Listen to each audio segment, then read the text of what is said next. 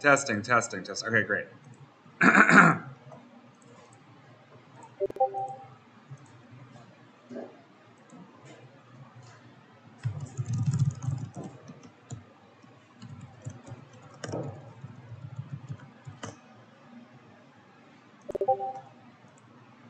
Yes, okay. Screen is blank, right. Turn that on.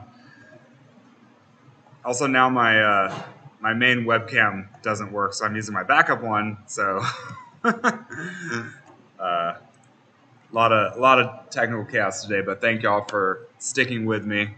I'm going to turn off this HVAC unit now, so we don't have that going in the background.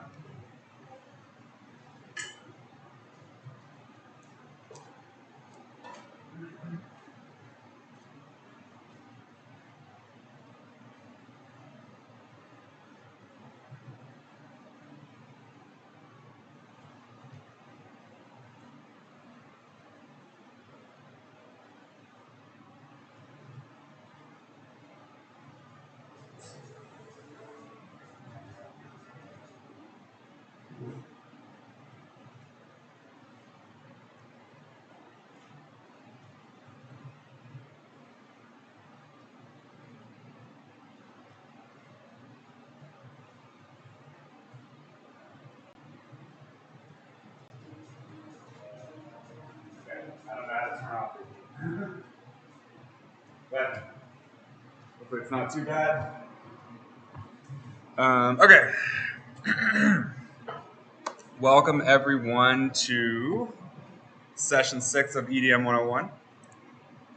Thanks for joining me on this cold ass day. Let's see. Monday we talked about adding build-ups to our track. Adding a section before the drop hits to make the drop hit even harder, build up that sense of anticipation. And so today we're going to talk about a couple more pieces of song structure, specifically intros and outros. So how do you start your song? How do you end your song? And to do that, we're going to examine that through the lens of DJing. So we're going to learn the very basics of how to DJ. Might be remedial for some of y'all, DJ hypebeasts, but maybe if anyone already knows how to DJ, maybe they'll learn something from this as well. But before we get into that, let's listen to people's homework submissions. And also, did anything come up while folks were messing around with music since Monday? What's up, Tyler?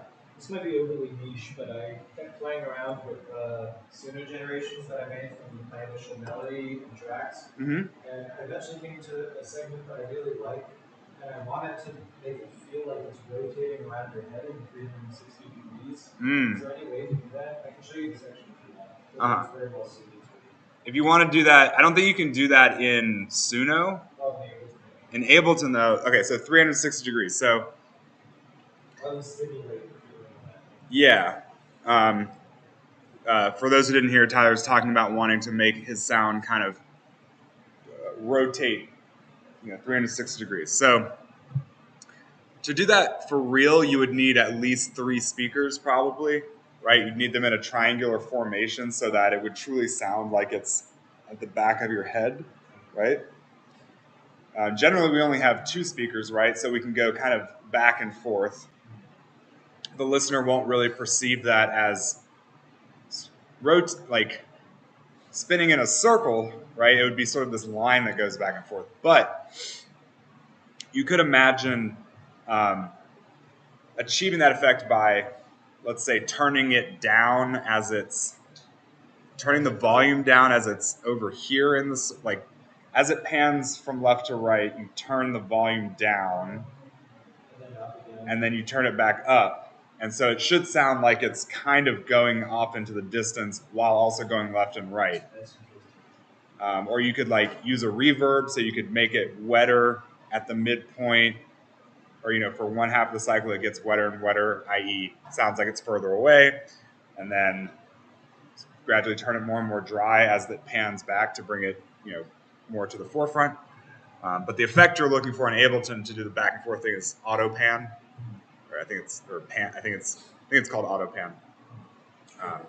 It's also something you can automate, right? You could manually automate the left and right balance of the track to get it to go back and forth. Auto pan just lets you do it more easily. There's also a famous piece of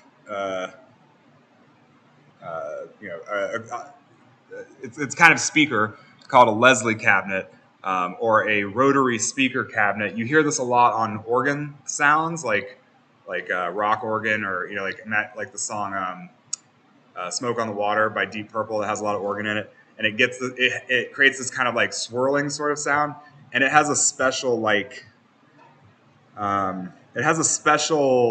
speaker configuration that I think physically rotates, and so it creates this sensation of the sound spinning in 360 degrees, even though it's it's still a flat speaker, if that makes any sense. But yeah, so this is like a classic effect. Actually, maybe I can find a quick YouTube video. Leslie speaker sound.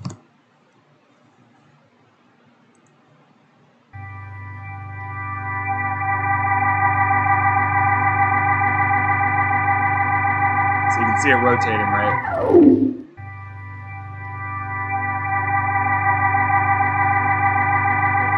Yeah, so maybe not exactly what you're talking about, but physically we are spinning the speakers in 360 degrees, and so it's like throwing the sound out in all directions.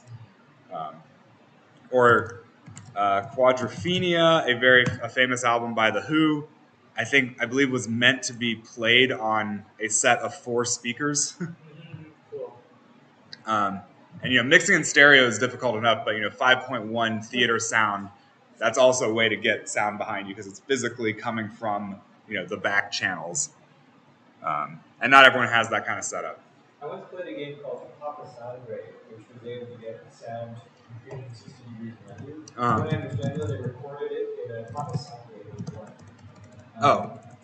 What I understand, they recorded it in maybe like a dummy that had ear shapes. Yep. And then they put the recorders, or the speakers, microphones, in the ears. Like this, right? Yes, and then they were able to actually achieve this like 360 degree sound with just 2 headphones. Yeah. You should our ears can tell that stuff is in front of us or behind us, even though we only can perceive, we only have 2 ears, right? So there's other aspects of the sound that we can pick up that places it in 3-dimensional space, which if you have microphones, omnidirectional microphones, they should also be able to do the same thing. Or I guess some kind of AI filter where you could simulate the effect of having to record it. Yeah, I imagine there's like a 360 degree sound effect. Hey Mo, what's up? Parsley.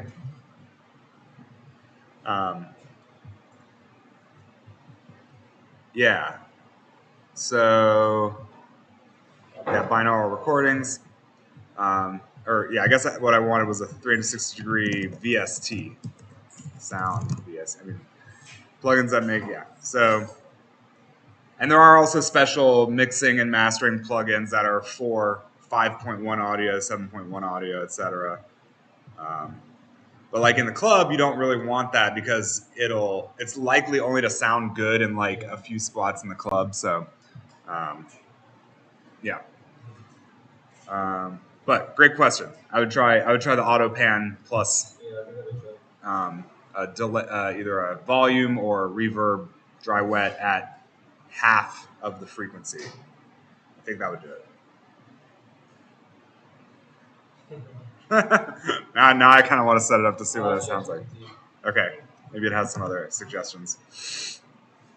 Okay, any other comments, thoughts, questions? I know Pyle had some questions here about like, what is it? Tips on recording electric guitar, bass, and then EDMifying it.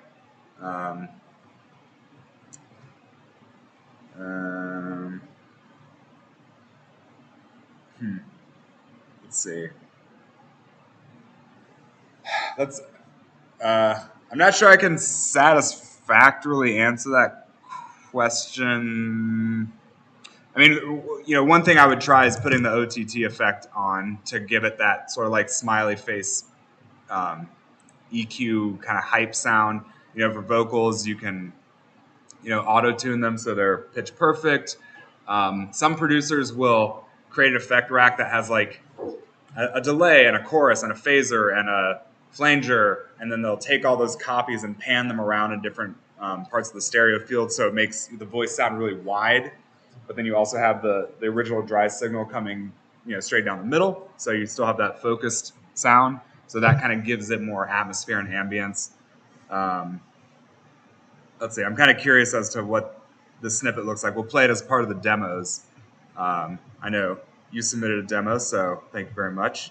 I have a question too. Oh yeah, what's up? So like I started making the pre-drop bit in another new Ableton file. Yep. And then I was like, well, I wanted this to actually be part of my other song. But I wasn't. Is there a way to like copy that bit and be like, oh, just replay it? Yeah, you should be able to access.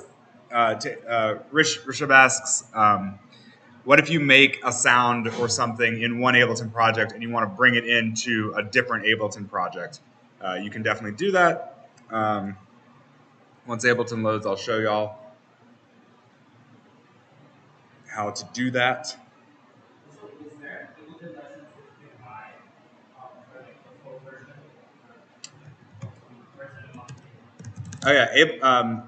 Another question is, are there additional sounds for Ableton that you can buy? And of course there are.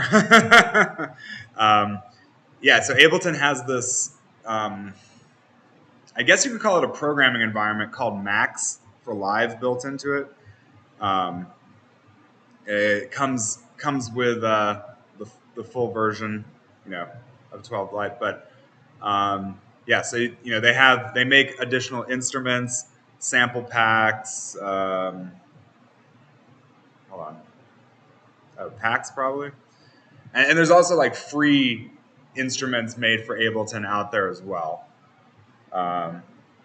So this has, I guess some of these are probably free, but they got drums and other kind of interesting sounds. So they definitely have like professional people making instruments specifically for Ableton that you can buy, and some of them are kind of expensive. But yeah, check them out, and also just look for the free ones that are also available. Interesting. Session drums, control voltage tools, expressive. Oh wait, that's $50 for a choir. Oh wait, but there's a Jacob Collier Ableton choir. This one's pretty cool. It's like, all right, I guess this is for native instruments. But anyway, it's a free choir VST, which is always useful in a lot of different applications, and it's sampled by Jacob Collier, and he's good. I'll paste the link in here, and it's got all sorts of different like vowels that he recorded, and you can tweak different things about it. So if you ever need a choir to throw in your track, grab this one. Okay, now that Ableton is loaded, so if you want to import sounds from other projects you have, let's see, I have this projects directory. I think this was already in Ableton, but it's like all of my different Ableton projects. I guess if you don't have it, you can click Add Folder. Okay, that is already built in. Okay, and then you should be able to like, import stuff from all the different tracks. Like you can just click and bring in the track into here. I guess I didn't have any MIDI information on that track, but let's see maybe I bring or maybe this. Let's see. Okay, here we go. I can bring this one in. Okay, yeah. So, for instance, I had this piano clip that I recorded in a different project, and now I can bring it in. And I would definitely, part of being a producer is building up your supply of materials. So if you just, like, even if you're just messing around and you make some random loops, those can always be brought into your future projects later. So, none of it has to be wasted if you're, just playing around with different sounds. Is it, cool. All right. Close this. By the way, if anyone hasn't downloaded Mix yet, this is what we're going to use once we get into the DJing portion of the evening.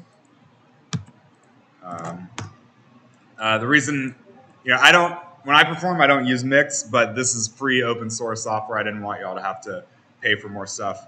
Momo also brought his actual DJ gear. So for the folks here who want to see what an actual DJ piece of hardware looks like up close, now's your chance.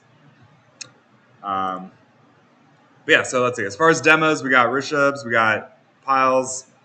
Did anyone else submit a demo? I don't see anything in my inbox, so I know it was a quick turnaround trying to get something out for today, so no big deal. Let's hear what you got, Rishab.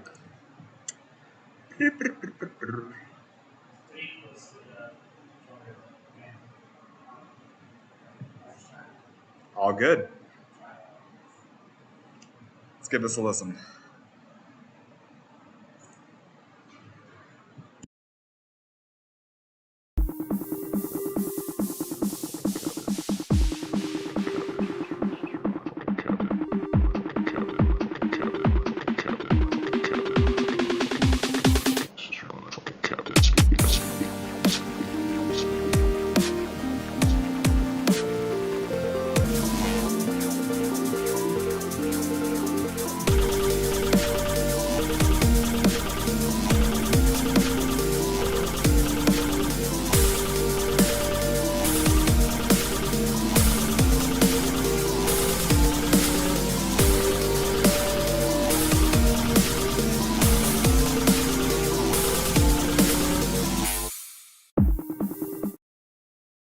All right, got the buildup in there.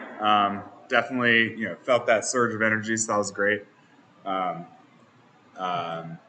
then, yeah, you had a nice progression of energy throughout the drop. So well done on the arrangement part. In terms of like, and you also got the levels balanced a little bit better this time. The pad wasn't kind of dominating. I'd say in the drop, the kick and the snare they sounded good, but they sort of overpowered a lot of the other instruments. So probably like the lead sound, for instance, for me was getting a little lost. Now it could be because I couldn't figure out how to turn off the AC and can't hear as well. Yeah,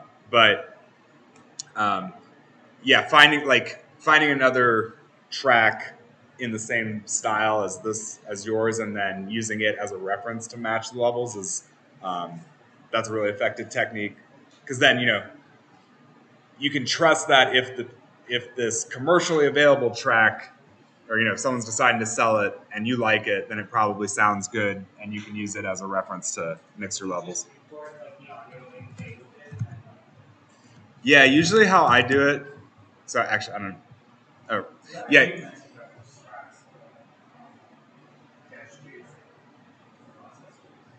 Yeah, so usually I have my main track in its own group with all the with the drums, the bass, and the foreground and background, and then I have a separate group with audio tracks for different references. Maybe you want a couple of different reference tracks for yours, and this way I can put all my mastering effects on this main group here, for my own track, instead of putting it on the actual main track, because then if I do it that way, the reference will also get all my mastering effects, which will then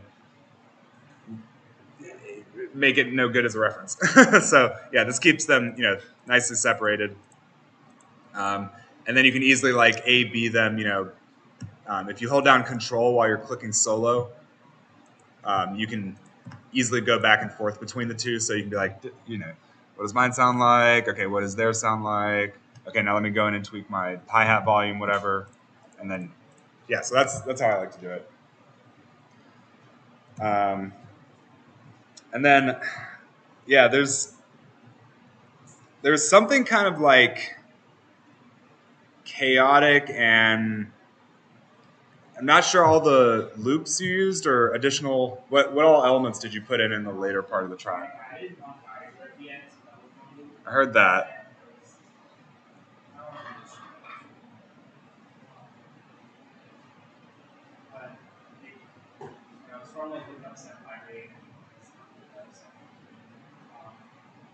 Okay. Yeah, I might need to take a look at your Ableton to see how you set it up. I think maybe with like the main elements in your track. So might need to get in there and like surgically diagnose what's going on. And then your vocal, it's interesting. I think it's a little difficult to use in this track because like the tone of how he's talking, it's like there's both these sort of high frequency crackling components to it, but then his like actual voice is like very low pitched, so it's like kind of getting lost in the mix and isn't coming through as clearly. The OTT effect might be able to fix that, like make it a little bit more clear. But this also might just come down to sample selection, or it might work better in a track that has more sparse instrumentation, so that all the sort of complexities in his voice can come through. Okay, you turn the.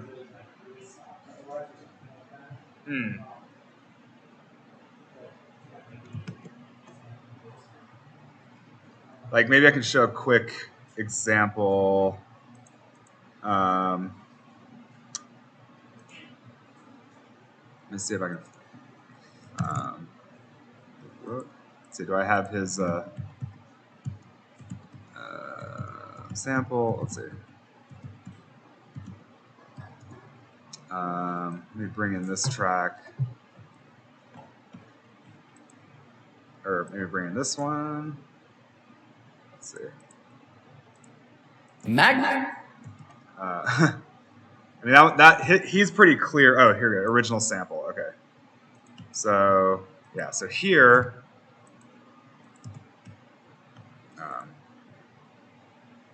What? Oh, I had to turn all the way. Magnus Carlsen uncorked one of the most disgusting. Okay, he's kind of already pretty clear here, but if I put OTT on here. Magnus Carlsen uncorked one of the most disgusting combinations I have ever seen in my life. Magnus Carlsen uncorked one of the most disgusting combinations I have ever seen in my life. Magnus played Bishop takes B3. So in this case, the OTT is kind of like brightening his voice a bit. It's scooping some of the mids, so it's less. Not thumpy is not the word, but like I don't know, less dull. And it's also flattening out the volume, so it's just louder. And of course, I have it only at 50% wet here because the full effect is just too much, but a little bit can kind of even things out and make them a little brighter and easier to hear. So let's see, I think I have the. Yeah, sorry. This OTT here is a preset on the multiband compressor in Ableton, but it does the same thing as the OTTX for free VST. All right, sorry, I got to pause the ads. Let's see. Also, Philip, you had a question about automating vital parameters. You definitely can. So let's say I have vital. Bring in vital on a new track. let's see if I hit automation. Yeah, so one way you can do it is if you press A to turn on the automation lanes, or you click this button up here,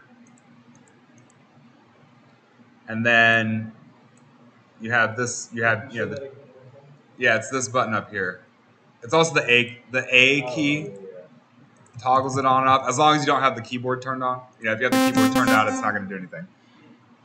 I realize I'm talking pretty fast. Okay, the A key toggles the automation lanes on and off, where you click this button.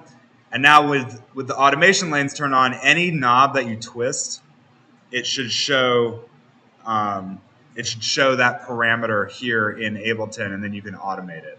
Or like I twist the pan knob here, now I can automate that here. Or I twist the attack knob, and I can now automate that here. So basically, Ableton is able to detect whatever parameter you're twisting, and then it gives you a handle to that over here in Ableton. I think this also works here. Let's see, if you hit configure, and then I have the level. Yeah, so that's another way you can do it. You open up the, I guess, expanded view of the synth, and then you click configure, and then you can twist whatever knob you want, and then it gives you and then you turn off configure, and then now you have a little handle onto the parameter here. And if you want to automate a bunch of parameters, you can assign them to, you can assign a macro to multiple parameters, and then as you twist it, it affects other parameters as well. And then of course you can automate the macro. So, what's up, Tyler? Just random question on the. I'm trying to download the audience player thing, and it's having me also download native access and contact. Is that normal? Run into that before when I tried to download the spatializer. Spatializer.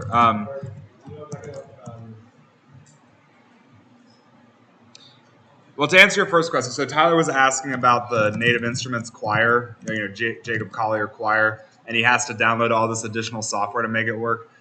Yeah, so Native Instruments has their own sort of framework for instruments. Contact is their sort of flagship product that has all their or it has a lot of their instruments in it. And then once you have that, you can load in additional free ones. So I think the Contact player is like. Is it kind of like Vital, or when you go to Ableton, you open up a plugin? Yeah, it's kind of like if, well,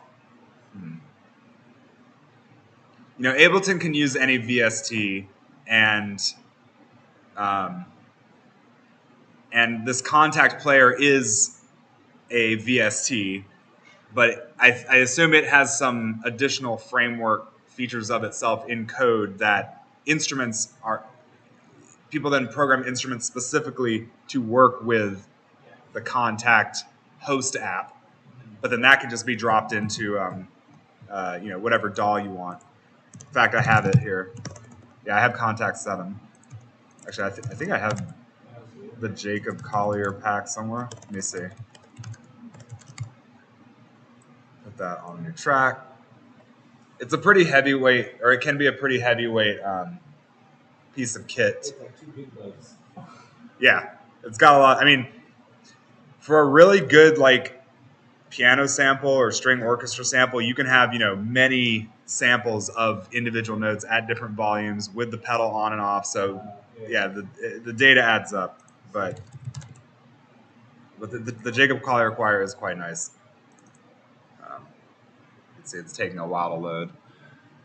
But yeah, once you have this, then you can. Oh, wait.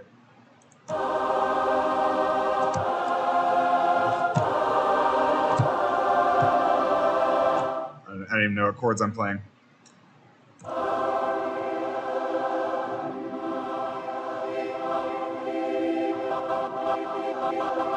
It's genuinely pretty awesome.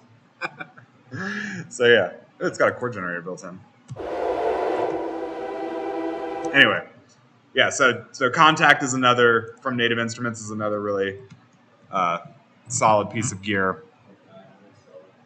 Native Instruments also makes Tractor, which is my DJ software of choice. All you Serato heads can go kick rocks. I don't know. What do you use, Momo? Use Rekordbox. Yeah. Rekordbox sucks, but it is the goal. It is unfortunately the standard for people playing in clubs because it like processes your files in a certain way. But yeah. Cool. So let's look at. So we heard Rishab's demo. Thank you for submitting that. Nice work. Now I'm curious to hear what Pyle made. So let's give this one a listen.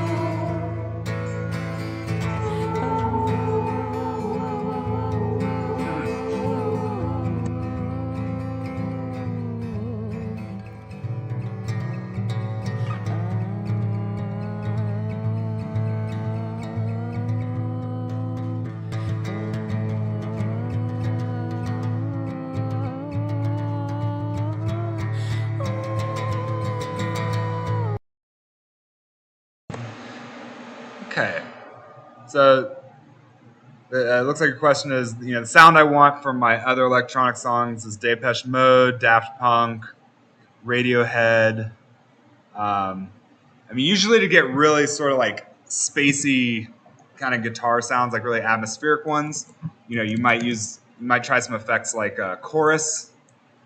Actually, maybe I can load up an electric guitar sample here in Contact. Or library. Yeah, here we go. Let's see, electric guitar. Sure.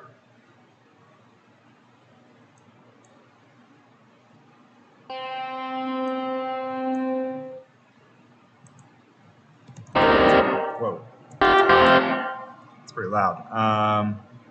Let's see. Let's turn down the... Actually, maybe there's like this instrument is like extremely heavy, so let me heavyweight in terms of like CPU load. So let me try to find like a maybe more chill guitar sound. Let guitar focus. Maybe this one. I don't even know what instrument this is. Okay.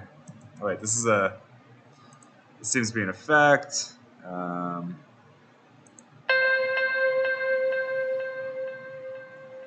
Okay. Okay, this is pretty good. All things considered. Okay, so... Okay, so you might add a chorus on it.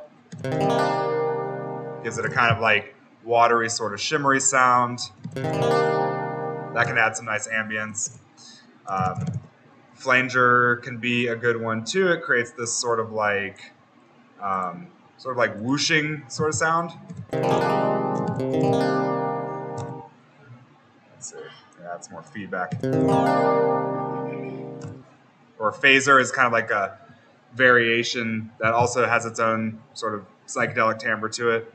That one's even better, actually, or even more prominent, I should say.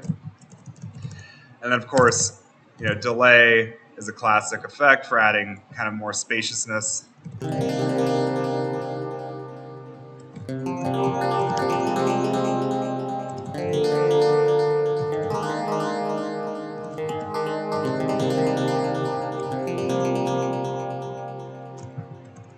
So yeah, I don't know if that fully answers your question, but yeah, those are some effects you can play around with to create some interesting, spacious kind of sounds for your guitars at least. Actually, for bass, there is something called a bass filter or bass synth pedal. I mean, this is more like something you would use for a bass guitar, but it can turn your standard run-of-the-mill electric bass sound into like a crazy sort of squishy, resonant, juicy kind of tone. I don't know if it's like super EDM. I usually think of that sound as being more for like funk or other kind of more, I don't know, live instrument kind of genres. But there's probably a bass synth pedal VST somewhere.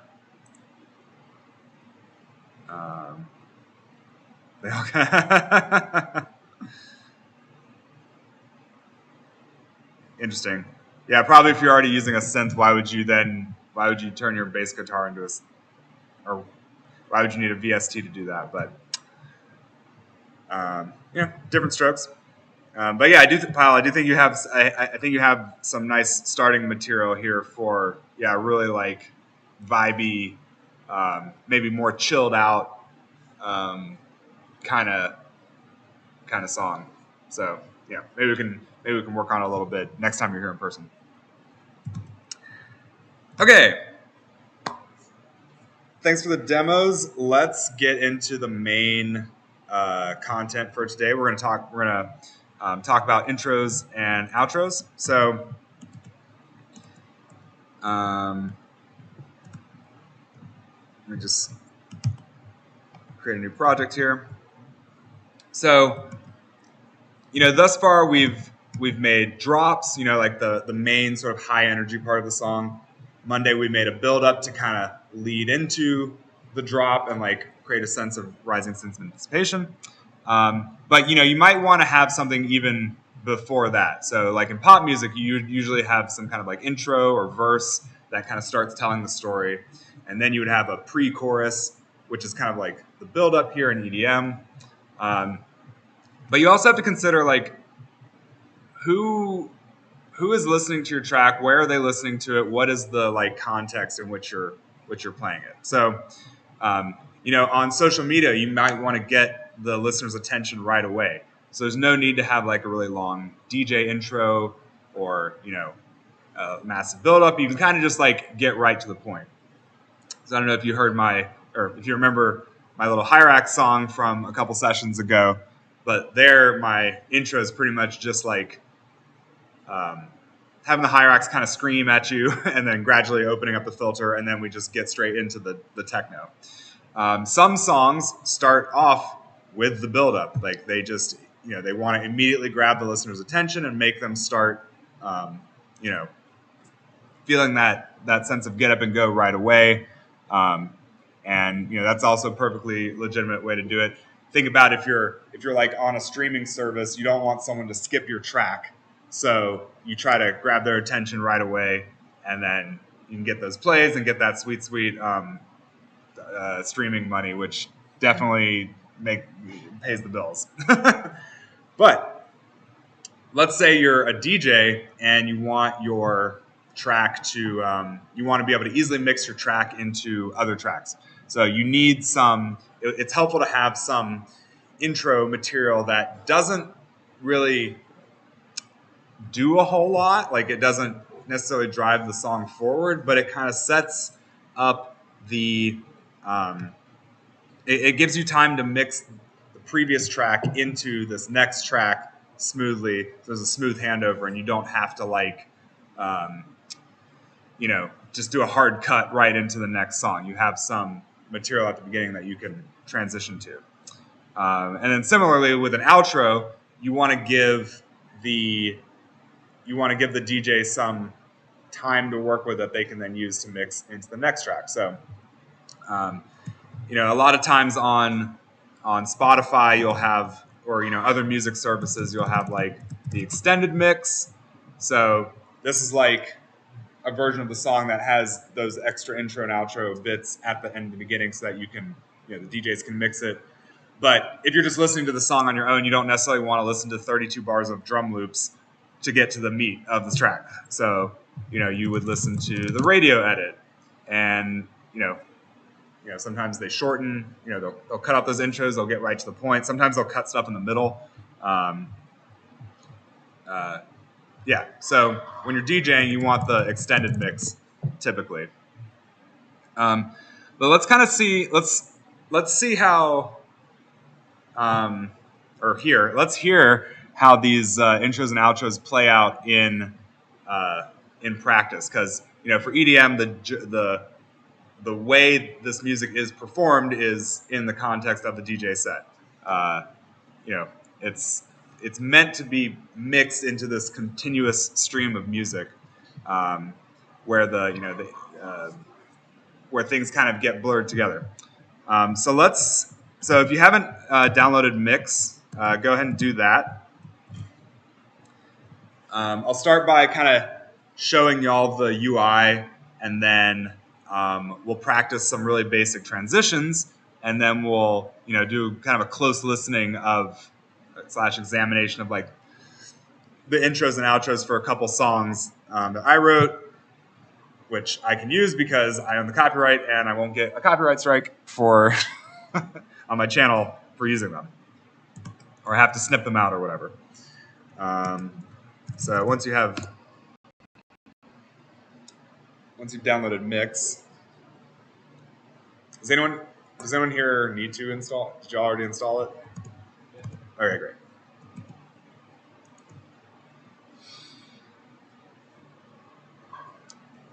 Cool. So yet another overwhelming audio interface. Where do I start?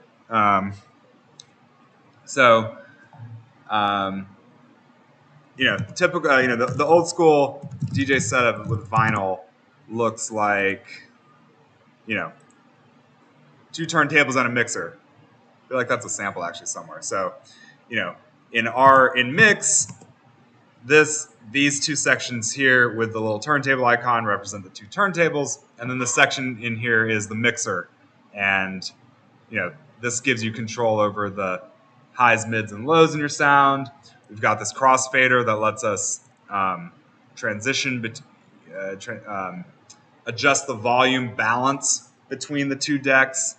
We've got individual volume sliders. We've got these kill switches that let you take out the frequencies. But in any case, some other important parts of the UI are this section down here that shows you your library, and you have a search bar here that lets you search. So if you're playing a gig and you need one of your 5 copies of this one song, you can find it easily. Or if you have, and you can add different folders here. So let's just do a little bit more setup first before we get too deep into this. So you want to go to your options and your preferences menu. So you're going to want to make sure you have something set here for your main output, so that you can actually hear what's playing in Mix. And then for this key lock pitch bending engine, change it to rubber band R3 for best results. If you've got a slower computer, of course, you can use one of the other algorithms, but this one's going to sound the best. And when we're DJing, we're often adjusting the tempo of a track that's playing, and that can change how it sounds. So we want a good algorithm for maintaining the audio quality while we're doing that. The library section, this is where you can add new folders for different tracks you have that you want to put in your set. make sure to have this rescan directories on startup box checked so that when you open, if you're adding in more music and you open mix, then it'll automatically update when you load it. Let's see, what else? Controllers don't need. Interface don't need. Nothing to do there. Let's see. By the way, there is an auto DJ tool here in Mix. So if you want to just throw on a playlist and have it auto DJ, you can. But I think Spotify's has actually gotten quite good these days. They actually do some legitimate DJing transitions automatically. It's pretty cool. On the recording tab, this is if you want to record one of your mixes. This will show you the directory of where that is stored, so you can configure that as needed. I think everything should already be set up correctly for beat detection. But one point about key detection. So there's a few different systems for notating what key a song is, and they're DJ friendly. So there's a lot of jokes about DJs and their lack of intelligence, but not everyone knows the different notes of the scale and how they relate to each other. And for DJs that want to do harmonic mixing, it's good. They want to be able to follow the circle of fifths. So this is circle of fifths. So if you remember from the music theory session, we have this circle of fifths. And when you're mixing between tracks, you generally want to, it will sound the smoothest if you're mixing from a track that's, either in the same key as the next one or it's a fifth apart. And then, the further afield you go, the more dissonant it will sound when you try to mix two tracks together that are wildly different keys. So this, these systems like Lancelot or Open Key, traditional is just the, standard Western music 12-tone system. But if you turn on either Lancelot or Open Key, you can see we assign numbers to each of the keys, and two keys that are a fifth apart differ by one number. So you can see that C minor is 10M, F minor is 9M. They're one number apart, so they're a fifth apart. So you can easily mix between those two. And for our purposes, 1 and 12 are next to each other here. So, pick one, Lancelot, Open Key. Don't think it really matters. But it can be a nice aid, so you don't have to remember the circle of fifths, and you can just, at a glance be like, oh, okay, I want to mix my track that's in 12B into 11B because they're a fifth apart. So I heard my Discord go off. Oh, nice. Yeah. That's a nice looking graphic. Mixed. What is mixed in key?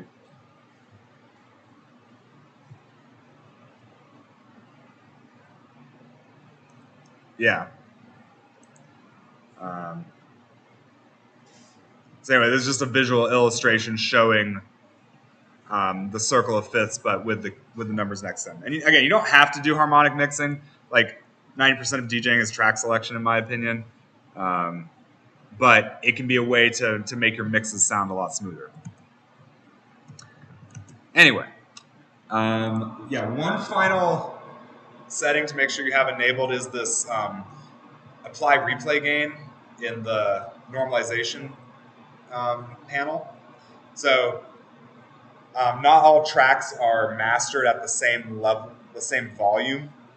So this replay gain feature kind of automatically figures out the volume differential, and so when you load in the next track, it'll make sure it's at a similar volume so you don't get large jumps one way or the other in terms of volume. So make sure that's turned on. And just a technical note, this acronym here, LUFS, this is a measurement for sort of like the average loudness of a sound or of a song. And producers are always trying to increase the lufs of their track as much as they can so that their track sounds louder than everyone else's.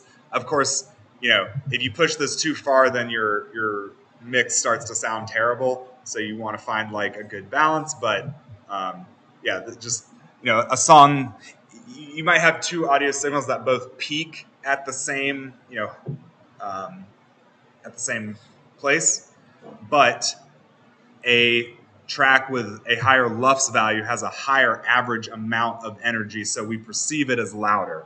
Like classical music would have a very low lufs because they want to preserve the dynamics, whereas EDM we want to like have a really high lufs value because we're trying to like really blast people with energy and get them hype and make them feel the music. So lufs. So if you might notice like, oh, my track does not sound as loud as a commercial track because the lufs. So because even though your track is like normalized to the same level, the lufs is smaller because the commercial track has just packed more sound energy into the same amount of space. That's why we have limiters and mastering plugins and side chaining and lots of other little tricks to push that value up. Cool. So we've got mix configured.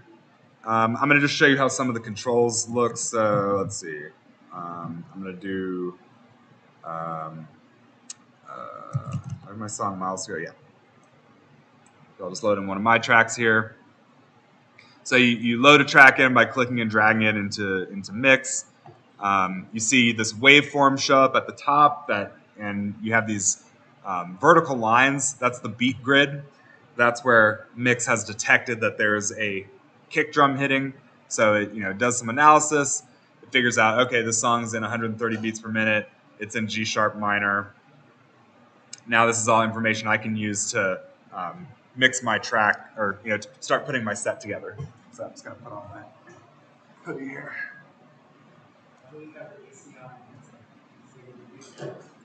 Yeah. Not the best for a music class, but okay.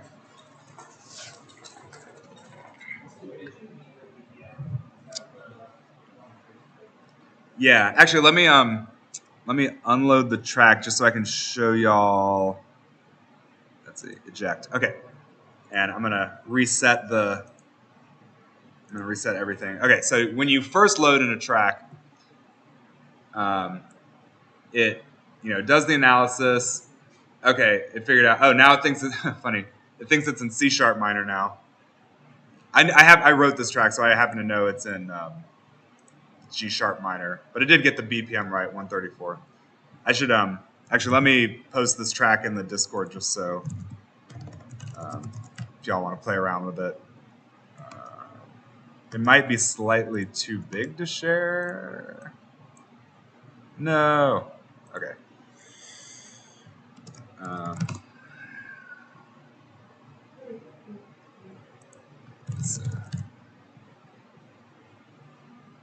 Ooh, I'll give y'all the 2019 remaster.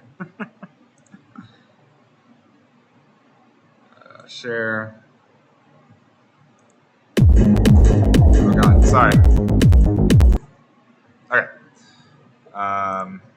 If y'all want to download that, there it is. Let's see. Okay. So, once you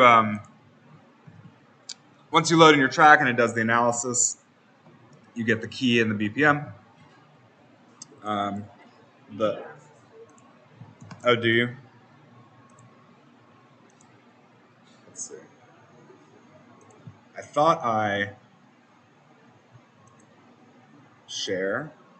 Oh, anyone would like. Okay, there you go. Now you should be able to download it if you want.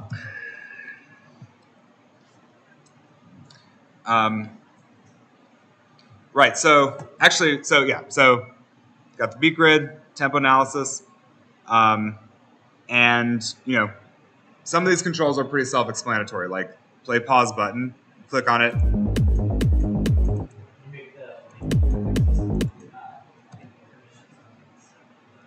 Is it? I thought I just updated the. I thought I just updated it. Did I not do it? Okay, hold on.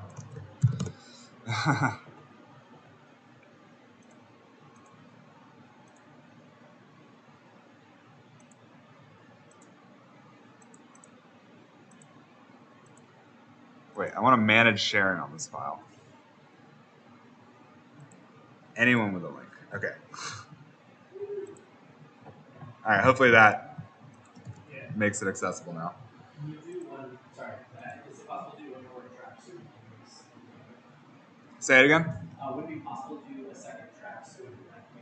Yes, we're gonna do that. I just wanted to pick one first that where I can clearly show some of the controls. Should we import the tracks? I tried just doing open and bringing them in, but then it doesn't display them in the interface file browsing. Mm-hmm. So in the preferences menu, you can set library. Oh, resign directories.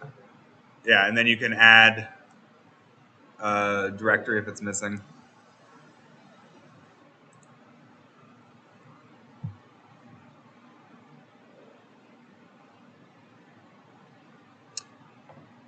Yeah, so some of these controls are self-explanatory, like play, pause. You can click and drag the waveform on top to move it around. You can use the pitch slider here to increase or decrease the tempo. So that sounds like this. Oof.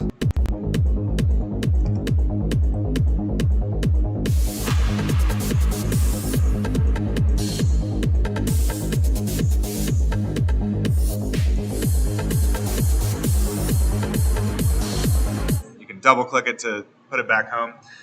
By the way, the reason the pitch wasn't changing is because I have this key lock icon turned on. So, generally you want to keep this on because you don't want the pitch of the whole song to change while you're trying to mix it. You know, it sounds like this if you don't have that turned on.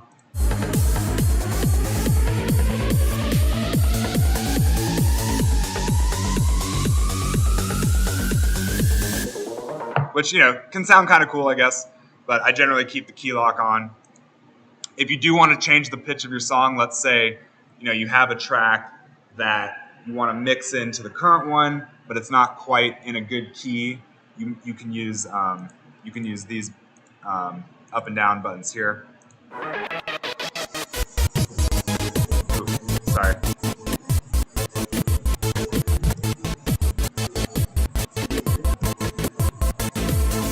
All right, there we go.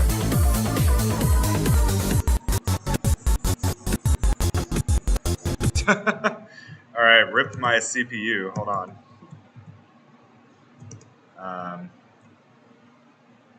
Might have to, let me close all my tabs here.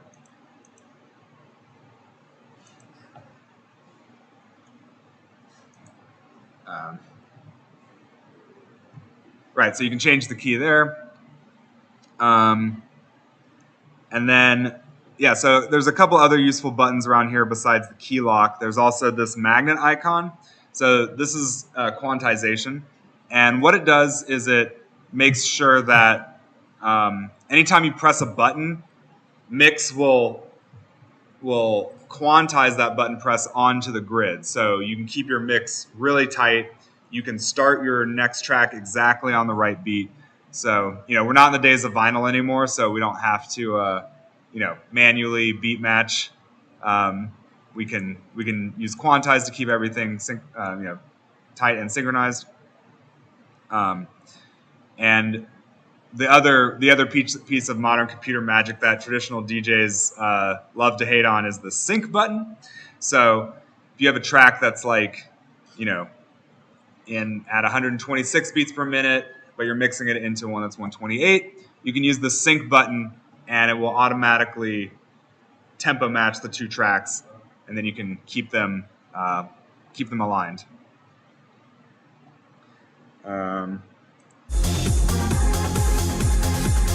this back to the original key. Here we go.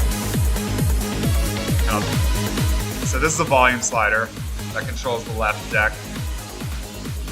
You can take the highs out.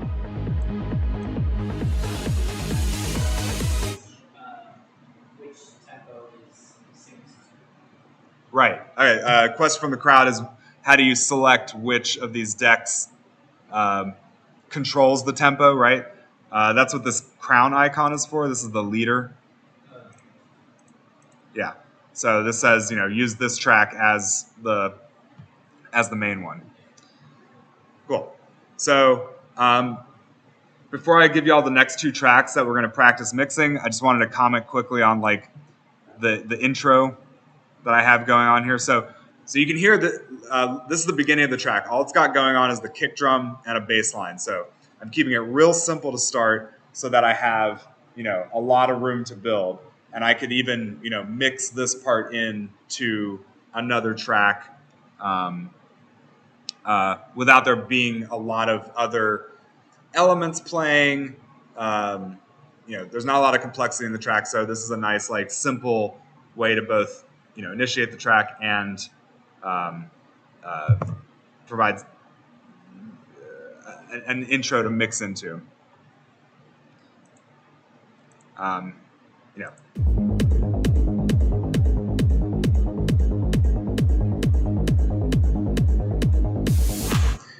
even that might be too much in some cases for a proper DJ intro, because if I have that bass line going, it means I'm trying to establish a harmonic center for the track. But if I just have drums, that's like the easiest thing to mix because it's pure rhythm. It doesn't, there's not gonna be any chords that clash. So really good, like the most versatile DJ intros just have drums at the beginning and then they wait to actually bring in some tempo element or some harmonic elements. But let's see how this plays out when we're actually mixing two tracks together. So let's see, the ones I want to use are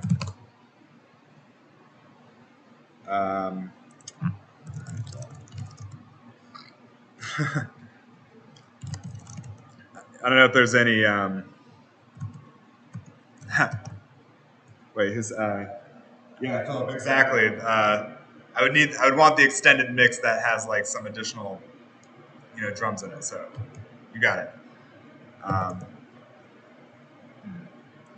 guess I don't have an MP3 of this. Let's see.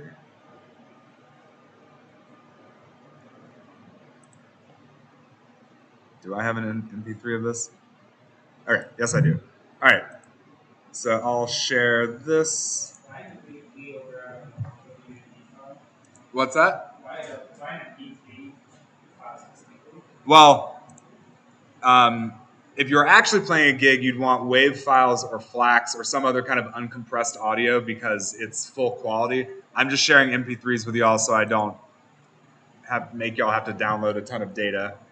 But yeah, you usually, and some clubs are like, we won't let you play MP3s on or they like specifically request them, right? Like didn't Silo or one of the other places, it's like, yeah, they don't want you playing on their, no, they don't.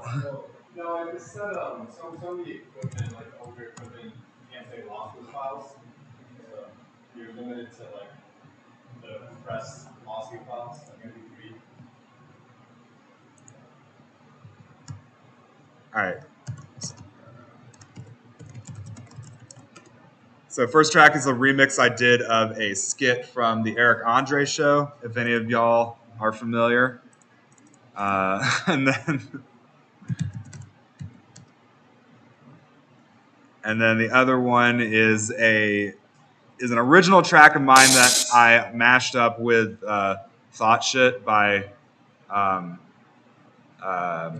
Megan Thee Stallion. Thank you. Sorry, I didn't get a lot of sleep last night. Okay, anyone with the link can view, so you can get this one.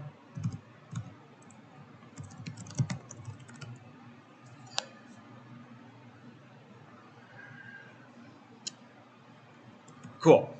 So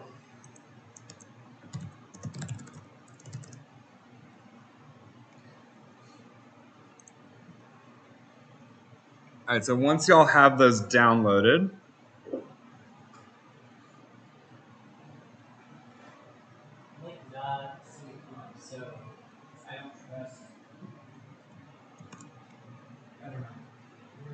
are you not able to load it into your? I got it. Do you want that on your preference for which side you want?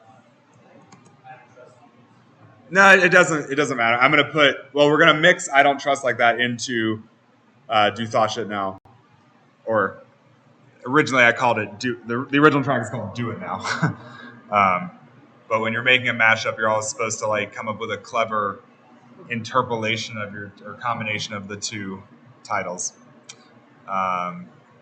Yeah, and also in a real DJ set, you'd mix deck 1 into deck 2, and then you'd mix deck 2 into deck 1, and you'd kind of alternate between the two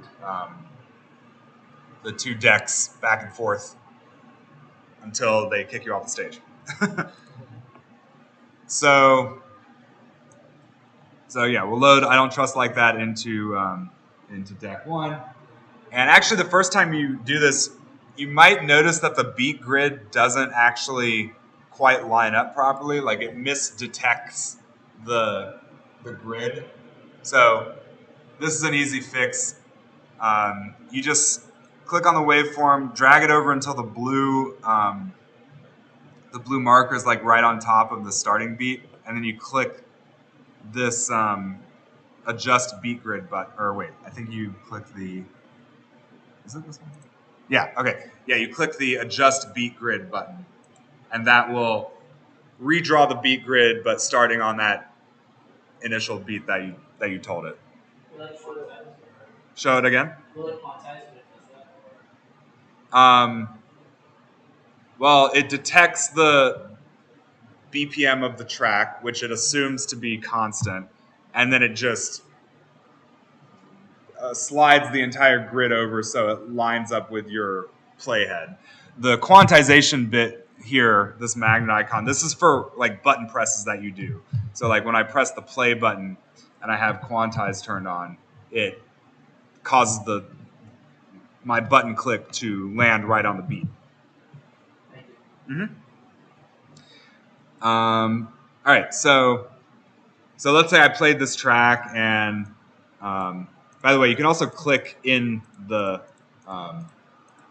waveform here to jump around within the track itself. All right, so I want to start mixing the next track into my first one when the outro of my first track starts playing. So let me find where that is. I know it's around here somewhere. Let's see. Harry's Conclave.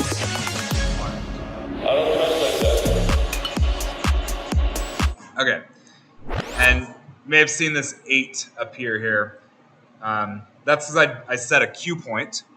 And this is another thing that you generally want to do when you're DJing.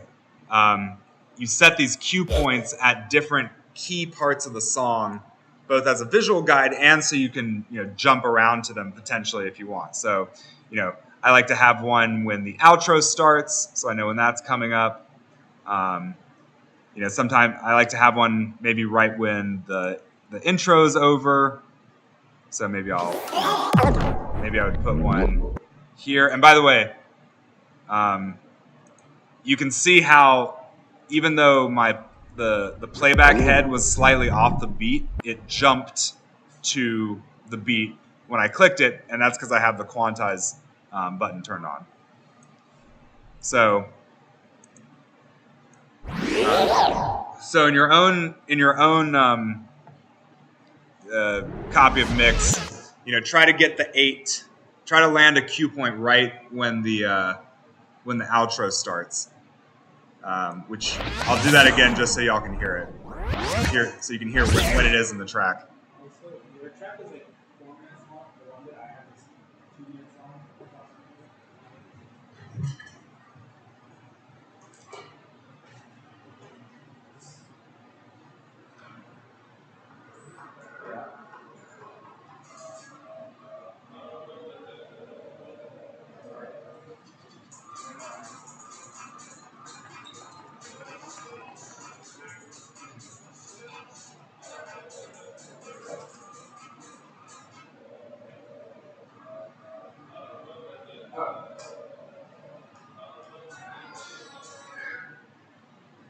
Maybe I made it radio.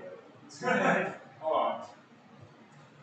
Sorry, I think I gave y'all like some kind of weird radio edit of the track that I don't even remember making.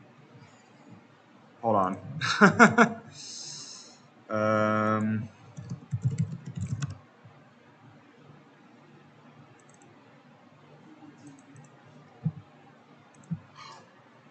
Okay, let's try again. Okay, download this one instead. Oh wait, actually, this I can just drop this straight into the Discord. Okay, download this one instead. Just gonna delete this.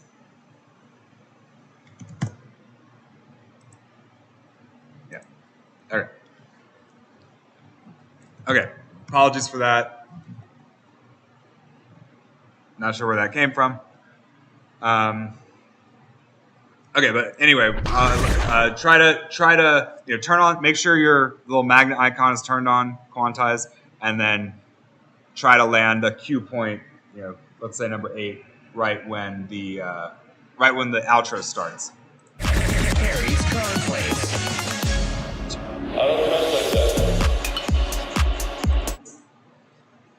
And you'll know you did it right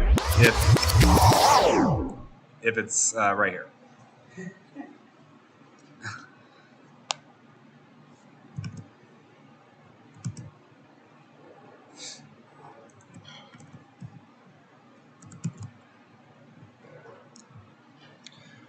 Okay, and then on the other deck, you're going to load in Do It Now.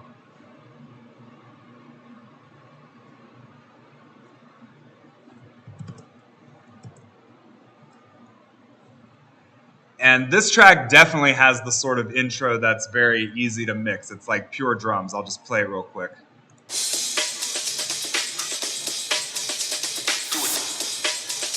Right, so there's no harmonic information. It's just, hi-hat loop.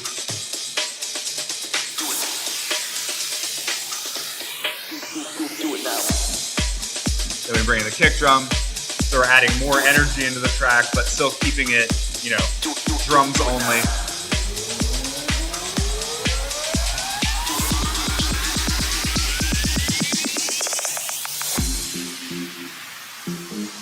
So, that's a very easy sort of intro for DJing purposes.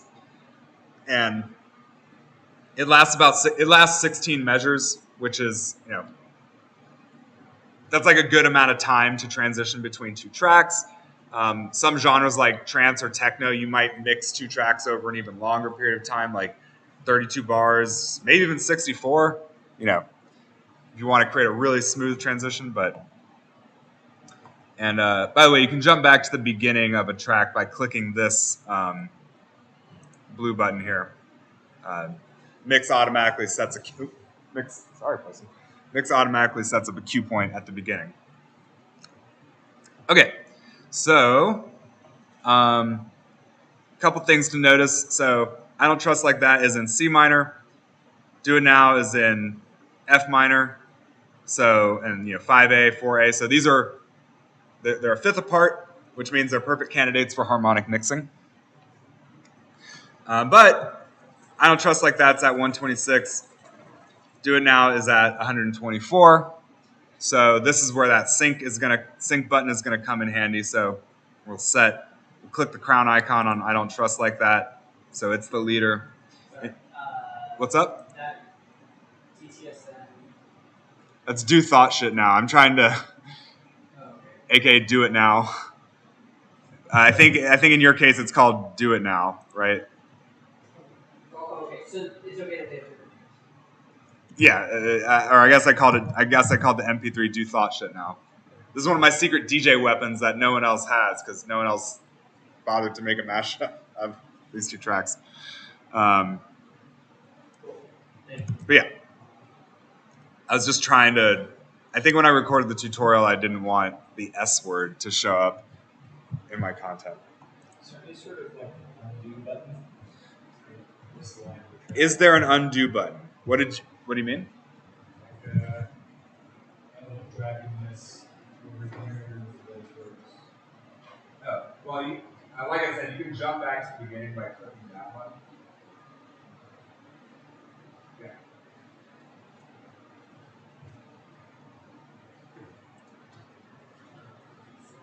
Are we still doing the cue part? Say again? Are we still supposed to put cues on the tracks? Yeah, I was just well, I wanted you to at least set a cue point where the outro for I Don't Trust Like That starts, just as a, get a little acquainted with how that works. Right, how do you remove a cue? Let's see, I believe you can right click on it and hit the trash icon.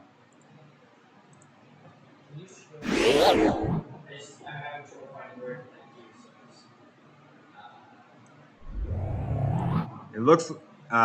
You can also, by the way, use your trackpad to zoom in and out on the waveform. So it is right. It's right here. And in fact, so DJs need to be able to count to 4, and they need to be able to count to 8. So, because most EDM songs are built in sections of 8 measures at a time.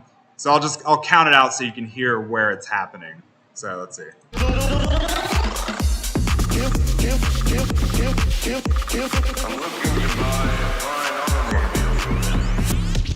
1, 2, 3, 4, 2, 2, 3, 3, 2, 3, 4, 4, 2, 5, 2, 3, 4, 6, 2, 3, 4, 7, 2, 3, 4, 8, 2, 3, 4, go.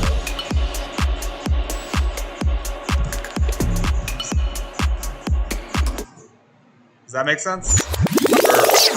Or did that help you find it at all?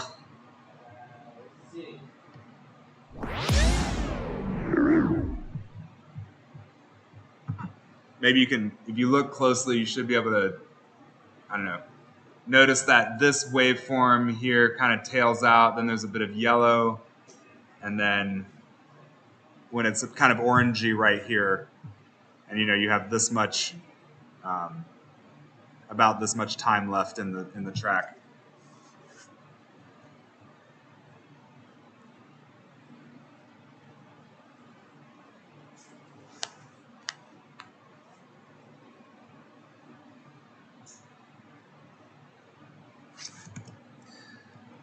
Okay, let me pause and unpause the ads. Oh, finally.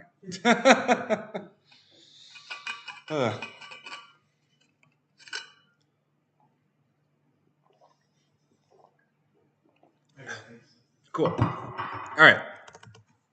So now we all have our cue point there. So, all right, and I was talking about sync. So I clicked on the little crown icon to elect I Don't Trust Like That as the leader, and I'll click click the crown icon on the other side, and it turns on sync permanently. I don't know why. Someone on the Mix Twitter account actually responded to me when I posted my tutorial and said something like, "Great work, except you don't actually have to click the crown icon." But as far as I can tell, you do. So I don't know. You can hold down the sync button. Oh yeah. But for me, it's like if I hold it, then it does that. If I just click it.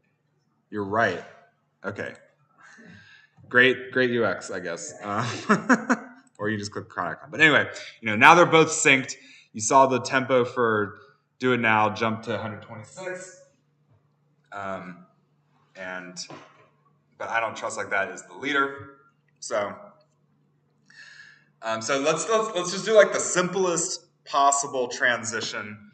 We're just gonna crossfade from I Don't Trust Like That to Do It Now. So when the crossfader's in the middle, you have both tracks at full volume. And when the crossfader's on the left, you have the left track at full volume and the right track at 0. And then vice versa when the crossfader's on the other side. So what we're going to do is we're going to start with the crossfader all the way on the left. When the playback head for I Don't Trust Like That gets to our cue point here, we're going to press play on Do It Now. And that's going to start Do It Now playing at the beginning. And then we're gradually going to slide, the crossfader over until we get all the way to the right as the outro for I Don't Trust Like That plays out and the intro for Do It Now plays in. So, rewind a little bit and watch the magic. Carries card plays. 8, 2.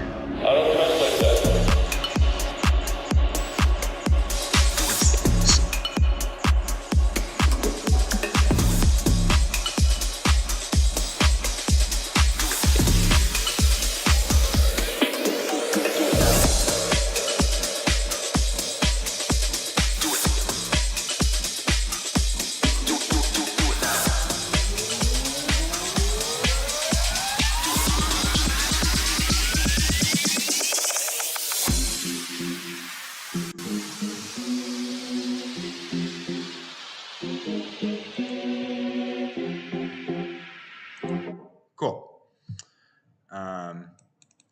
So everyone give that a try. Sorry, I accidentally, if you right click on any of these sliders, it pushes it back to its original value. So that's why it jumped there, because usually you wouldn't DJ with a mouse and a keyboard. You'd use a piece of gear like Momo has. But yeah, you can DJ on just a laptop and it's all good. Do you have a question? Yeah. Which one do you press? Because when I press play, only the top one played and the bottom one never started. The bottom one never started. Okay. All right. So if you press the play button, does it work? Yeah. Okay. We'll give it a try again. So so click this button here. This return to the start marker to reset. Do It Now, and then start on Trust Like That a little bit before our cue point, and then give it another shot. And by the way, the outro of I Don't Trust Like That gradually pulls elements out, so it gets calmer and quieter as it comes to conclusion. The intro for Do It Now does that in reverse way. It starts off with a few elements and then gradually adds more energy. So you probably don't even need to use the crossfader in this specific case, because the tracks have been engineered to be very DJ friendly. But like I said in the beginning, in my opinion, 99% of DJ, 95% whatever of DJing is track selection, and you can just play a track and then crossfade into the next one, load the next track in, crossfade over to it. I've been at shows where, at least one show, where the guy played the track, let it go to the end, stopped, played the next track, let it play and stop. So it wasn't even a DJ set. It was him. I think it was Square Pusher, actually. Kind of weird. But in any case, if you're good at putting together playlists that have a coherent mood to them and have a vibe, then you're well prepared to be a DJ. Is anyone still trying to get this basic transition working before we switch to something a little more advanced? Has everyone done it at least once? Anyone on the live stream?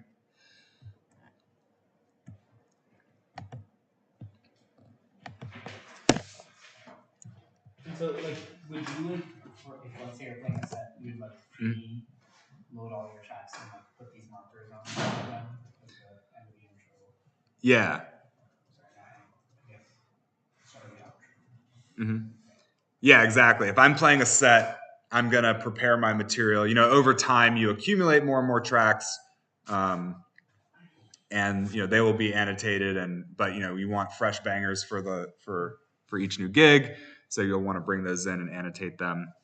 I have another video that gives some tips for organizing your library, which I'll link in the recap video.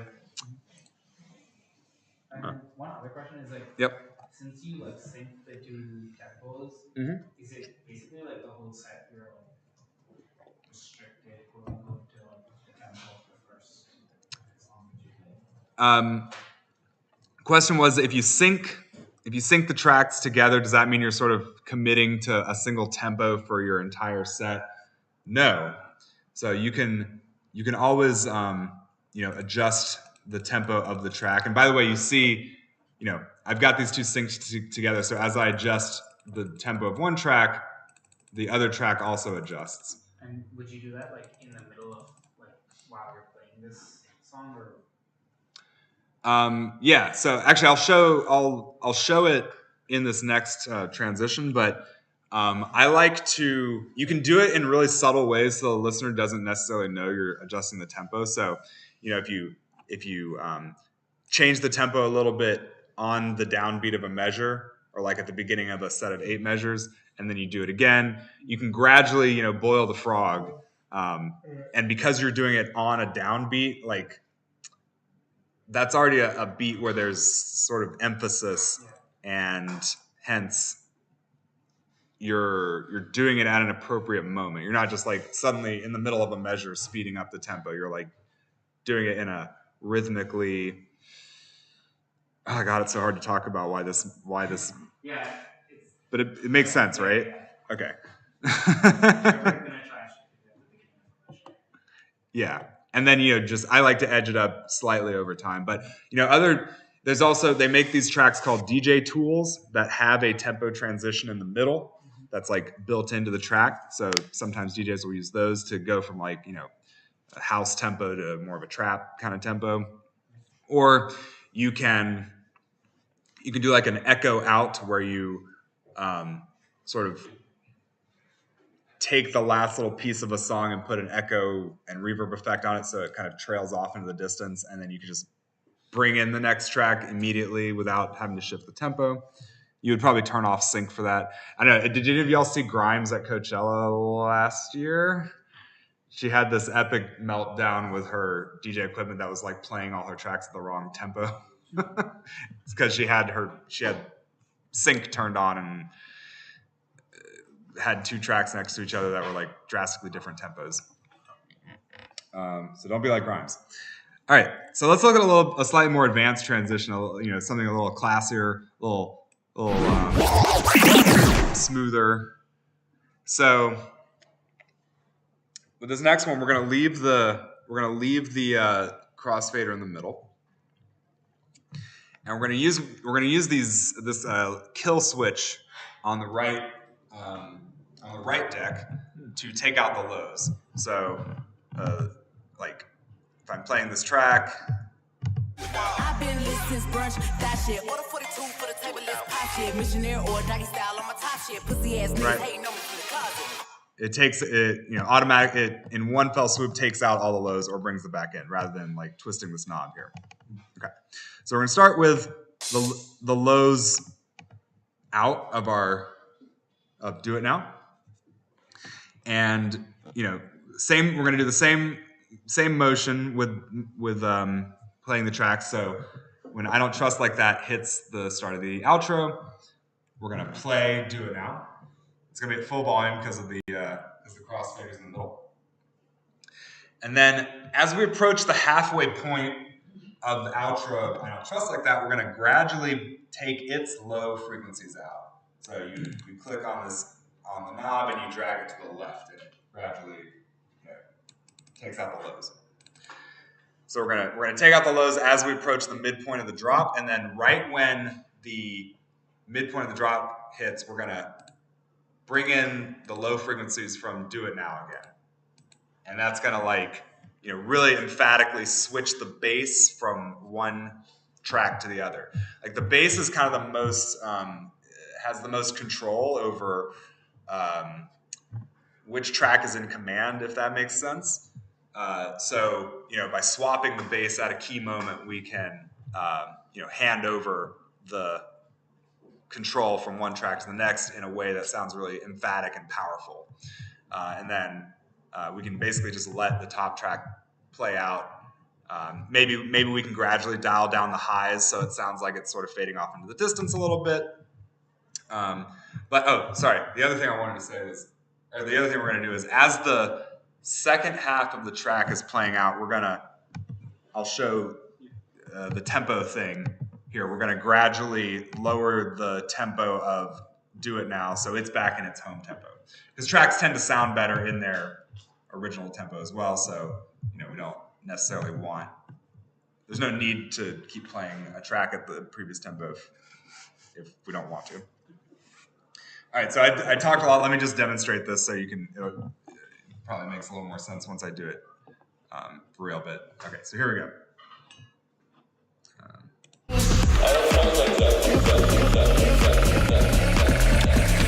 Harry's Cornflakes.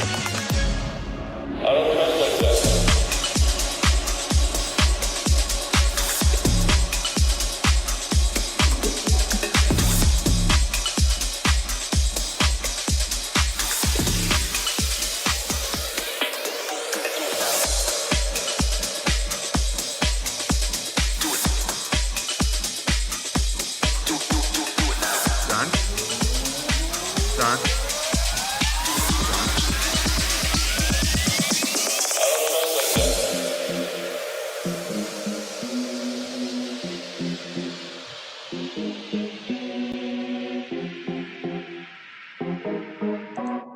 Okay. That makes sense? Thank you. And honestly, I probably got a little too aggressive, or I started turning down the lows of I Don't Trust Like That sooner than I needed, but that's something you figure out. So, and once you get it down low enough, you just turn on the DTS lows. You just turn them back on. Yeah, I turned right when I was ready to bring the bass in at a key moment, again, on the downbeat of the start of this block of 8 measures. That's when I wanted to bring the kick drum in, or bring the bass in, so that it's like a emphatic handover. So give that a shot, y'all. Let me know if you need me to demonstrate it one more time.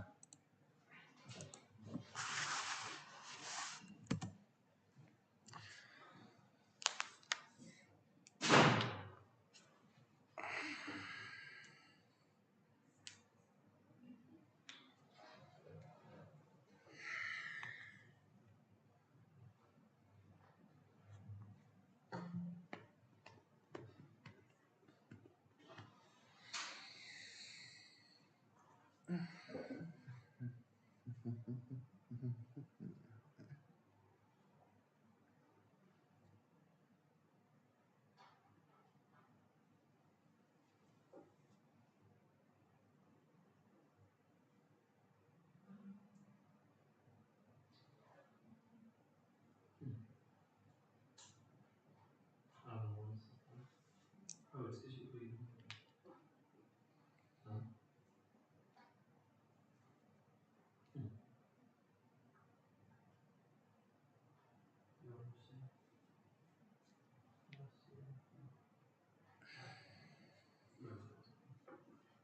What's up? My sound, my audio stopped playing with the song.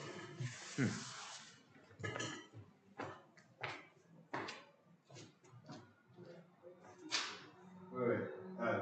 Go back to that menu. So you need main, and then have channel. Make sure it has channel 1 and 2 there. Oh, 1, 2, 3. Yeah. What are the different channels? They're the different decks. Yeah, so you can't send them both to.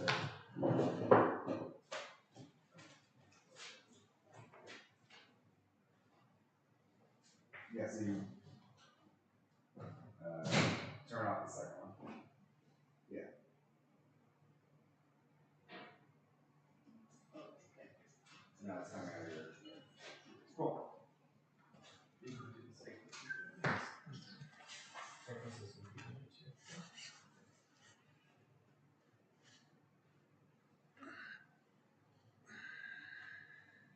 Is there a keyboard thing that starts or stops the cues for either deck?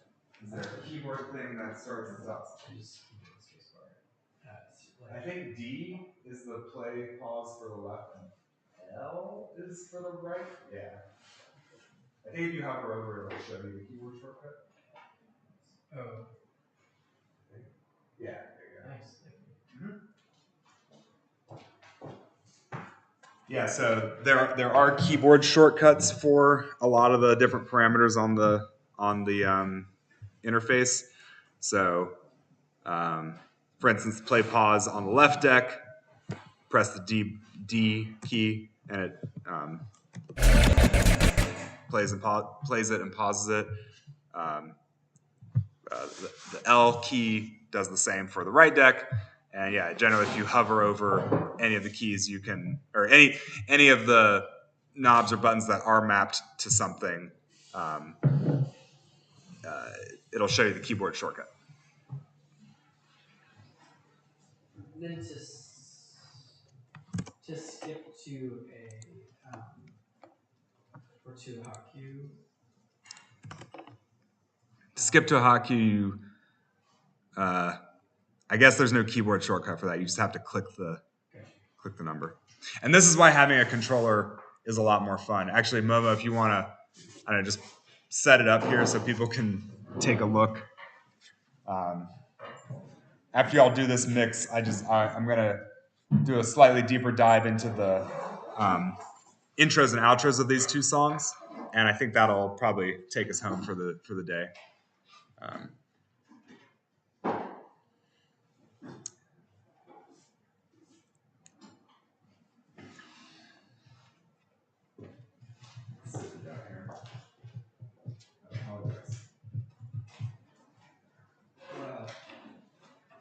Yeah, so you can see how it has a lot of the same buttons and knobs as the mix interface.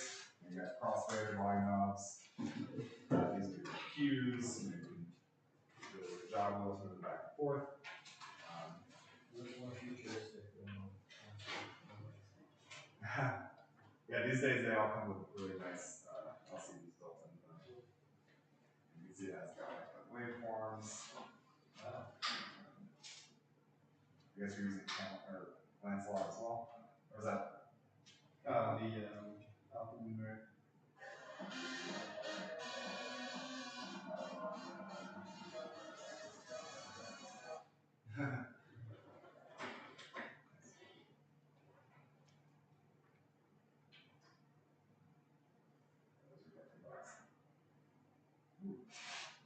Yeah, so you can zoom in and out.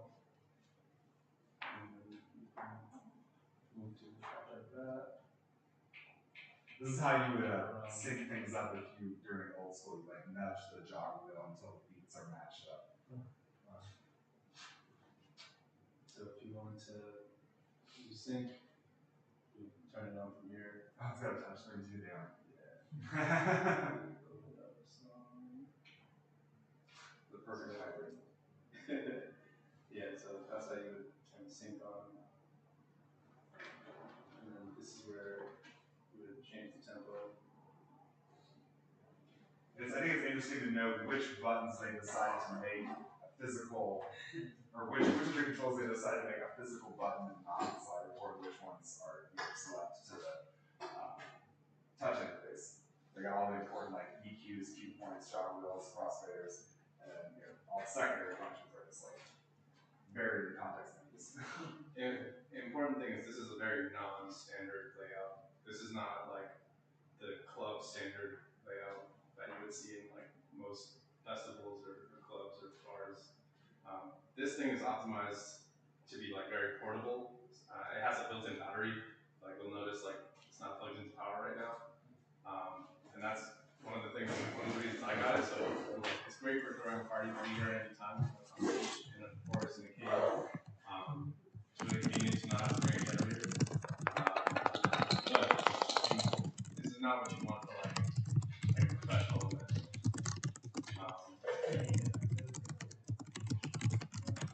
More buttons. So they compacted a lot of the looping functions into like these little dials. So normally this would be like 3 buttons, maybe even more, but they kind of like shoved all of it into, they simplified the stream. I actually really liked it that they did this, but some of the other things that they moved into the touchscreen are a lot of the effects controls. So like a lot of the same effects that we use in Ableton, like echo, flanger, chorus, like you can apply those effects to the tracks tracks that are playing, and they moved a lot of that into here. So like the channel selector would normally be like a physical switch. The effects that you want to apply, that would also be a physical like dial that you would turn. Yeah, so I wish I had like a physical version of all of this. They kind of, I think they also did it to like save cost. They like shoved as much into the touchscreen as possible. But you know, like for the most part, like it still does everything you need it to do. I usually, if I'm lazy, I just won't even use effects. I don't use a lot of effects either. Yeah, I don't think they're necessary if like your track selection is good.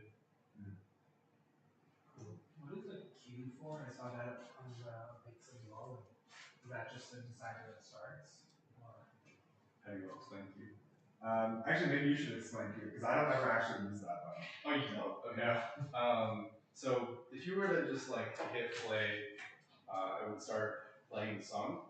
But so I find Q to be useful to kind of like if this song is like already playing currently, like and you like are listening in your headphones to kind of prepare this track before you know before you turn it up, like kind of want to like just make sure like everything's good, that you know it lets you test out and see like that maybe you haven't adjusted something, maybe it's too loud, maybe it's too quiet, you want to like adjust the trim. So it lets you make any like last minute like changes, or just make sure that everything is what you expect it to be. So when you let go of the Q button, it'll go right back to wherever the marker was. So that way you can kind of it can be useful for beat matching too. So like if we like go closer, maybe you don't get it right on the dot like first couple times, but like that time maybe it's close enough, and then you can like nudge it into place. Oh, so you like would hold Q. Yeah, it's like a temporary play button. Yeah. Another way to think about it is like kind of like our hotkeys that we have like up there. Like these buttons are all hotkeys that you can set of the cue points. So this is kind of like a temporary like bookmark cue button, and you can change where it's cueing from. So if you want, like, you could have it cue to this section. So now it'll cue from here instead of like wherever else. Yeah, so you can kind of plan ahead about like where you want to bring in a song, like which section. Maybe you don't want to start at the beginning of the song, you want to start somewhere, maybe in the chorus or maybe in the breakdown. And then how do you like switch it between your headphones or like the speakers? Is that That's a great question. I never do that. I don't ever. This is like the proper way to DJ, where you actually can hear it only in your headphones before putting it out to the big speakers. So the way you would do that, let's say if this is playing, but I don't have speakers hooked up right now, so I have the headphones plugged in. So if you wanted to hear in your headphones what's going on, you would activate the channel. So there's a button for each channel. Different controllers do it differently. There might be like 3 buttons. There might be 2 buttons. It kind of just depends. But for this particular controller, like if I wanted to listen to channel 1, so that gives you like a better idea of like what cue is useful for. So even though this isn't up, channel 1 is like this one, and that's on headphones right now. Yeah. So this deck is deck 1. This deck is deck 2. So this cue like channel selector. So we could listen to both at the same time, which you probably wouldn't want the audience to listen to both at the same time, but you might want to listen to both at the same time, so you can make like beat match or do some other kind of like transition. And so is the level setter only for like the speaker then, or not the volume setter? So this is what you're sending to master. So if I have speakers plugged in right now, like you would be hearing, the audience would be hearing both these songs at the same time. But even if these are down, like the audience isn't hearing anything, we can still hear whatever we have selected here. Yeah, And let's say you wanted to adjust the volume of it. Of your headphones? Yeah. Or, you yeah. level them. Okay, Yeah, so that's the volume of your headphones. You can also choose if you want to have like a mix between just like the cue or the cue and the master. So the master is like what the audience is hearing. So if you wanted to hear like a blend of like, okay, like I want to mostly hear the cue, but I still want like a little bit of the, like master too. So you would kind of like have it closer to this side. But if you wanted to hear the master more than the cue, then you would have it more on this side. If you only wanted to hear the masters of the headphones, then you would just turn it all the way up, and then you wouldn't hear the cue at all. So you can't hear anything right now. So if I switch it back, then you can hear it again. That's actually very difficult to design a good controller that's like intuitive and has the right amount of buttons and has the most usable function mapped to the easiest buttons. Very difficult optimization problem. Some other differences are like usually like the trim is up here and the color effects are down here. So usually you get like two columns. You get a column for each channel, but because of like the compactness of the design, they decided to kind of spread things out a little bit. I think they still could have fit a physical channel selector button. That would have been nice. We'll see you guys. until next week.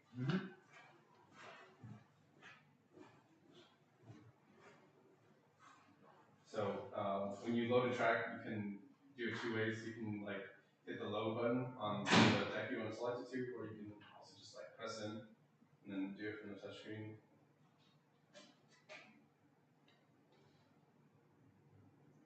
So and then here you can select the color effects that you want to use.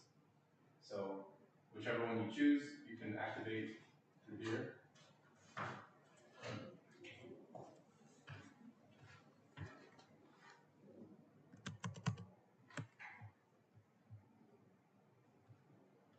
Or is that like how much you're using it? Yeah. So this is a noise effect. Yeah. Or we could do like a different effect, like filter. And are all of these like red marks your like annotations?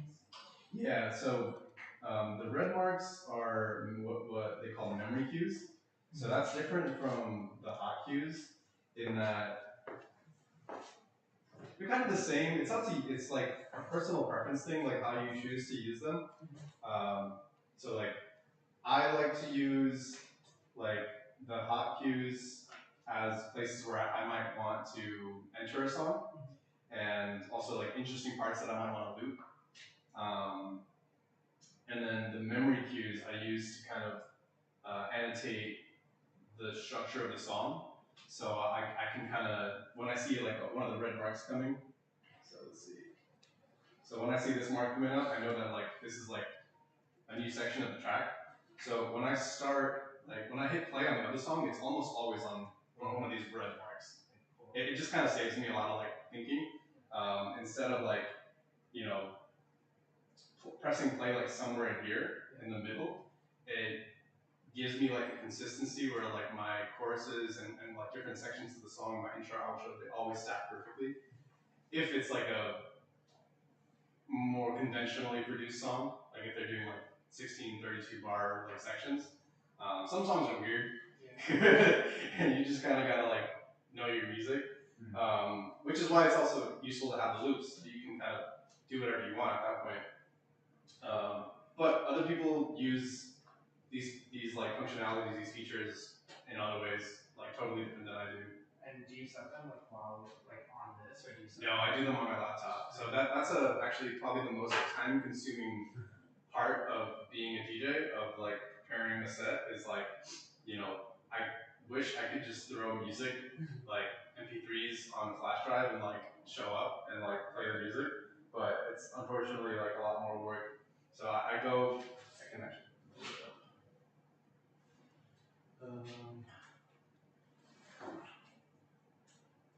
I use Rekordbox, which is what like the industry standard, like dominating monopoly.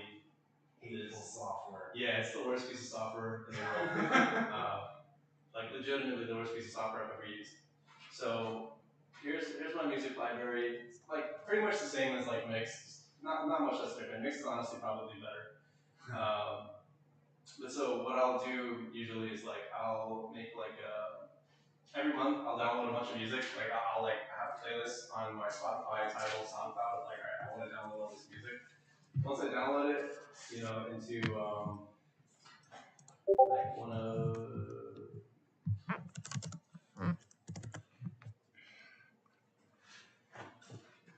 I'll let the folks on the stream go, but great session. I'll see y'all next Monday. I'll send out a recap email with the homework, so you can see like and these are see y'all next time. each month I make like a intake folder.